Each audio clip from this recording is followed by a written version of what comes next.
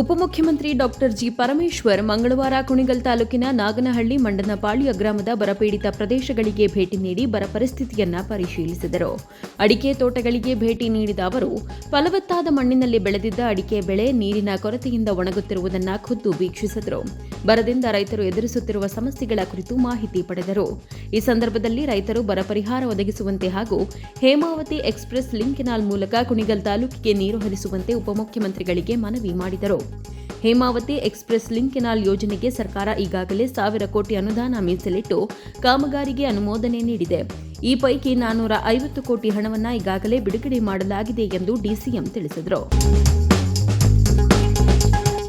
ಬರ ಪರಿಸ್ಥಿತಿಯ ಹಿನ್ನೆಲೆಯಲ್ಲಿ ಗ್ರಾಮೀಣ ಪ್ರದೇಶಗಳಲ್ಲಿ ಕುಡಿಯುವ ನೀರಿನ ಸಮಸ್ಯೆ ಉಂಟಾಗದಂತೆ ಅಧಿಕಾರಿಗಳು ಮುನ್ನೆಚ್ಚರಿಕಾ ಕ್ರಮ ಕೈಗೊಂಡು ಪರಿಸ್ಥಿತಿಯನ್ನು ನಿರಂತರವಾಗಿ ಮೇಲ್ವಿಚಾರಣೆ ಮಾಡಬೇಕು ಎಂದು ಉಪಮುಖ್ಯಮಂತ್ರಿ ಡಾಕ್ಟರ್ ಜಿ ಪರಮೇಶ್ವರ್ ಸೂಚಿಸಿದರು. ಗುಬ್ಬಿ ತಾಲೂಕಿನ ಸಿಎಸ್ಪುರ ಹೋಬಳಿಯ ಯಡುವನಹಳ್ಳಿಗೆ ಮಂಗಳವಾರ ಭೇಟಿ ನೀಡಿದ ಅವರು ತುರ್ತು ಕ್ರಿಯಾ ಯೋಜನೆ ಅನುದಾನದಡಿ ಕೊರೆಸಿರುವ ಕುಡಿಯುವ ನೀರಿನ ಕೊಳವೆ ಬಾವಿಯನ್ನು ಪರಿಶೀಲಿಸಿದರು. ಬೋರ್ವೆಲ್ನ ಪ್ರಸ್ತುತ ಸ್ಥಿತಿಗತಿ, ನೀರಿನ ಲಭ್ಯತೆ ಹಾಗೂ ಗ್ರಾಮಸ್ಥರಿಗೆ ಕುಡಿಯುವ ನೀರು ಪೂರೈಸಲು ಕೈಗೊಂಡಿರುವ ವ್ಯವಸ್ಥೆಗಳ ಕುರಿತು ಅಧಿಕಾರಿಗಳಿಂದ ಮಾಹಿತಿ ಪಡೆದರು. ಗ್ರಾಮೀಣ ಭಾಗದ ಜನರಿಗೆ ಅಗತ್ಯ ಪ್ರಮಾಣದಲ್ಲಿ ಕುಡಿಯುವ ನೀರು ಲಭ್ಯವಾಗುವಂತೆ ಅಧಿಕಾರಿಗಳು ನಿರಂತರವಾಗಿ ಕ್ರಮ ಕೈಗೊಳ್ಳಬೇಕು. ನೀರಿನ ಸಮಸ್ಯೆ ಎದುರಾಗುವ ಸಾಧ್ಯತೆ ಇರುವ ಪ್ರದೇಶಗಳನ್ನು ಗುರುತಿಸಿ ಮುನ್ನೆಚ್ಚರಿಕಾ ಕ್ರಮಗಳನ್ನು ಕೈಗೊಳ್ಳಬೇಕು ಎಂದು ಅವರು ಅಧಿಕಾರಿಗಳಿಗೆ ಸೂಚಿಸಿದರು. ಈ ವೇಳೆ ಗ್ರಾಮಸ್ಥರು ಕಸ ವಿಲೇವಾರಿ, ಆಸ್ಪತ್ರೆ ಸಮಸ್ಯೆ ಹಾಗೂ ಸ್ಮಶಾನ ಭೂಮಿ ಮಂಜೂರು ಸೇರಿದಂತೆ ವಿವಿಧ ಬೇಡಿಕೆಗಳ ಕುರಿತು ಡಿಸಿಎಂ ಅವರಿಗೆ ಮನವಿ ಸಲ್ಲಿಸಿದರು. ಗ್ರಾಮಸ್ಥರ ಸಮಸ್ಯೆಗಳನ್ನು ಶೀಘ್ರ ಪರಿಶೀಲಿಸಿ ಅಗತ್ಯ ಪರಿಹಾರ ಕ್ರಮ ಕೈಗೊಳ್ಳುವಂತೆ ಜಿಲ್ಲಾಧಿಕಾರಿಗೆ ಡಾಕ್ಟರ್ ಜಿ ಪರಮೇಶ್ವರ್ ಸೂಚಿಸಿದರು. ಟ್ರ್ಯಾಕ್ಟರ್ಗಳನ್ನು ತುಂಬಿಕೊಂಡು ತೆರಳುತ್ತಿದ್ದ ಲಾರಿಗೆ ಹಿಂಬದಿಯಿಂದ ಬೊಲೆರೋ ವಾಹನ ಡಿಕ್ಕಿ ಹೊಡೆದ ಪರಿಣಾಮ ಇಬ್ಬರು ಮೃತಪಟ್ಟಿರುವ ಘಟನೆ ತುಮಕೂರು ತಾಲೂಕಿನ ಸೋರೆಕುಂಟೆ ಬಳಿ ನಡೆದಿದೆ. ಮೃತರನ್ನ ಷಣ್ಮುಗ ಹಾಗೂ ಅವರೊಂದಿಗೆ ಪ್ರಯಾಣಿಸುತ್ತಿದ್ದ ಮತ್ತೋರ್ವ ವ್ಯಕ್ತಿ ಎಂದು ಗುರುತಿಸಲಾಗಿದೆ. ಮೃತಪಟ್ಟ ಮತ್ತೋರ್ವ ವ್ಯಕ್ತಿಯ ಗುರುತು ಇನ್ನಷ್ಟೇ ಪತ್ತೆಯಾಗಬೇಕಿದೆ. ಬೆಂಗಳೂರಿನಿಂದ ಚಿತ್ರದುರ್ಗದತ್ತ ತೆರಳುತ್ತಿದ್ದ ಬೊಲೆರೋ ವಾಹನವು ವೇಗವಾಗಿ ಚಲಿಸುತ್ತಿದ್ದ ವೇಳೆ ಮುಂದೆ ಟ್ರ್ಯಾಕ್ಟರ್ಗಳನ್ನು ತುಂಬಿಕೊಂಡು ಸಾಗುತ್ತಿದ್ದ ಲಾರಿಗೆ ಹಿಂಬದಿಯಿಂದ ಡಿಕ್ಕಿ ಹೊಡೆದಿದೆ. ಡಿಕ್ಕಿಯ ರಭಸಕ್ಕೆ ಬೊಲೆರೋ ವಾಹನದಲ್ಲಿದ್ದ ಇಬ್ಬರು ಗಂಭೀರವಾಗಿ ಗಾಯಗೊಂಡು ಸ್ಥಳದಲ್ಲೇ ಮೃತಪಟ್ಟಿದ್ದಾರೆ ಎನ್ನಲಾಗಿದೆ.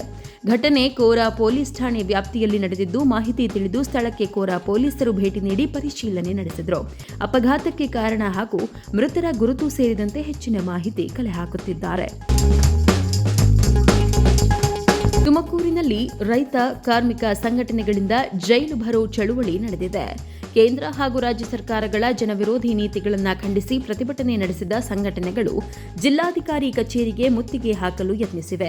ಈ ವೇಳೆ ಪೊಲೀಸರು ಪ್ರತಿಭಟನಾಕಾರರನ್ನ ವಶಕ್ಕೆ ಪಡೆದು ಬಳಿಕ ಬಿಡುಗಡೆ ಮಾಡಿದ್ದಾರೆ. ವಿವಿಧ ಬೇಡಿಕೆಗಳ ಈಡೇರಿಕೆಗೆ ಆಗ್ರಹಿಸಿ ಸರ್ಕಾರದ ವಿರುದ್ಧ ಪ್ರತಿಭಟನಾಕಾರರು ಆಕ್ರೋಶ ವ್ಯಕ್ತಪಡಿಸಿದ್ದಾರೆ. ಕೇಂದ್ರ ಕಾರ್ಮಿಕ ಸಂಘಟನೆಗಳ ಜಂಟಿ ಸಮಿತಿ ಜೆಸಿಟಿಯು ಹಾಗೂ ಸಂಯುಕ್ತ ಕಿಸಾನ್ ಮೋರ್ಚಾ ಎಸ್ಕೆಎಂ ಕರೆ ನೀಡಿದ್ದ ಭಾರತ್ ಬಿಟ್ಟು ತೊಲಗಿ ಚಳುವಳಿ ಸ್ಮರಣಾರ್ಥ ತುಮಕೂರು ನಗರದಲ್ಲಿ ಜೈಲು ಭರೋ ಚಳುವಳಿ ನಡೆಯಿತು. ಸ್ವಾತಂತ್ರ್ಯ ಚೌಕದಿಂದ ಜಿಲ್ಲಾಧಿಕಾರಿ ಕಚೇರಿವರೆಗೆ ರೈತರು, ಕಾರ್ಮಿಕರು ಹಾಗೂ ವಿವಿಧ ಸಂಘಟನೆಗಳ ಮುಖಂಡರು ಮತ್ತು ಕಾರ್ಯಕರ್ತರು ಮೆರವಣಿಗೆ ನಡೆಸಿದರು.